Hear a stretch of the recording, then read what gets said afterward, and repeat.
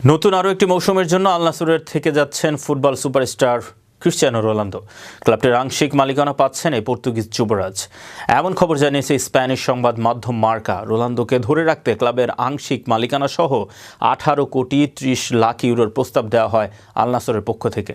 বাংলাদেশি মুদ্রায় যা 2295 কোটি টাকার সমান। প্রতি মাসে যে অঙ্কটা দাঁড়ায় প্রায় 191 কোটি টাকায়। ক্লাবের প্রতি রোনালদোর নিবেদন দেখে এই সিদ্ধান্ত নেয় কর্তৃপক্ষ। শুধু বিশাল অঙ্কের অর্থই পাবেন না CR7। সৌদি ক্লাবটির আংশিক মালিকানা 5% তার হস্তগত হচ্ছে। সংবাদ মাধ্যম সেই চুক্তিকে বর্ণনা করেছে শতাব্দীর সেরা চুক্তি হিসেবে। রোনালদোকে ধরে রাখতে তার বিশেষ একটি শর্ত মানতে হচ্ছে ক্লাবকে। দলের শক্তিমত্তা বাড়াতে নির্দিষ্ট কিছু ফুটবলার নিয়ে আসার কথা বলেছেন রোনালদো। এর মধ্যে ব্রাজিলের তারকা ফুটবলার কাসিমেরোর নামটি শোনা যাচ্ছে স্পষ্টভাবেই।